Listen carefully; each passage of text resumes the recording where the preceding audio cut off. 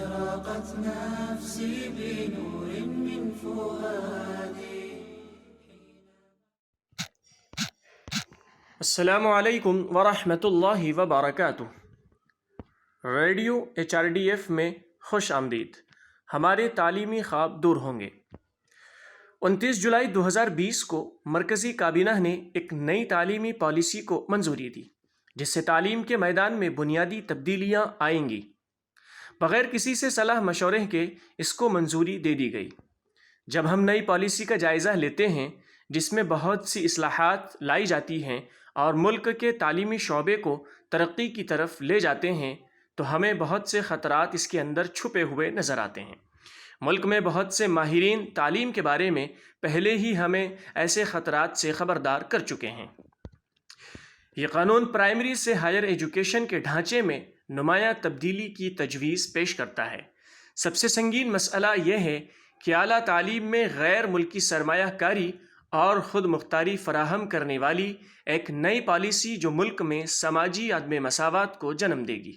Private ادارے اور غیر ملکی یونیورسٹیاں آزاد تعلیم کے ساتھ اعلیٰ تعلیم کے میدان میں داخل ہونے کے ساتھ تعلیمی شعبے کو کمرشلائزڈ اور اجارہ دار بنایا جائے گا. اس کے ساتھ اس میں کوئی شک نہیں کہ اعلیٰ تعلیم صرف مالدار اور ملک کے امیروں کے لیے قابل رسائی بن جائے گی. ایک اور بڑا خطرہ یہ ہے کہ ملک میں موجودہ تمام ریزرویشن سسٹم کو ختم کر دیا جائے گا. نئی تعلیمی پالیسی کو بہت سے لوگوں نے قومی بائیکاٹ کی پالیسی اور تعلیم کے لیے نجی کاری کا فریم ورک قرار دیا ہے. موجودہ حکومت مسلسل تاریخ کو مسخ کرنے اور مضامین کو زعفرانی بنانے کی کوشش کر رہی ہے. متعلقہ اداروں کو یہ اختیار حاصل ہوگا کہ وہ نصابی مواد کو اور داخلے میں سیکھنے کی سرگرمیوں اور تشخیص میں خود مختاری دے کر اس کے مواد کی تیاری اور تعین کریں. نتیجہ یہ ہے کہ مستقبل میں زعفران سازی کا عمل تیز اور آسان ہو جائے گا.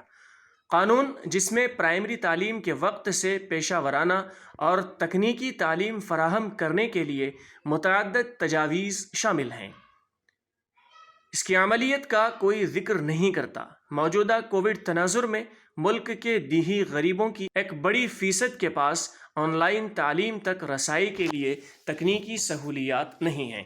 بیشتر اسکولوں میں مطلوبہ بنیادی سہولیات نہیں ہیں. عملی طور پر اس طرح کی تعلیمی سہولیات بڑی تعداد میں دستیاب نہیں ہیں. سنسکرت پر زیادہ توجہ، 5ویں جماعت تک صرف مادری زبان کا مطالعہ اور یہ حقیقت کہ انگریزی 6ٹھی جماعت سے 8ویں جماعت تک اختیاری مضمون بن جائے گی، اس سے زبانی مسائل بھی پیدا کرے گی. سنسکرت زبان کو زیادہ اہمیت دینے کا فیصلہ جو کہ اس وقت مواصلات سے متعلق نہیں ہے، محض ایک بھگوا ایجنڈا ہے. اگرچہ انگریزی زبان اعلیٰ تعلیم اور روزگار کے میدان میں بہت متعلقہ ہے. سرکاری اسکولوں کی پرائمری میں انگریزی کی کمی بچوں میں زبان کی کمی کا سبب بن سکتی ہے. اس طرح نئی تعلیمی پالیسی میں چھوٹے اور بڑے دونوں طرح کے اثرات ہوں گے. تعلیمی پالیسی کو ضروری بحث و مباحثے کے بغیر نافذ کرنے یا تجاویز لینے کا فیصلہ مرکزی حکومت کی جمہوریت مخالف پالیسیوں کا تسلسل ہے.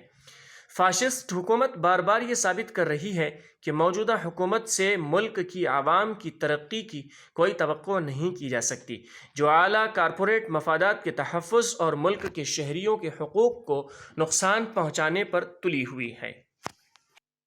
أشرقت نفسي بنور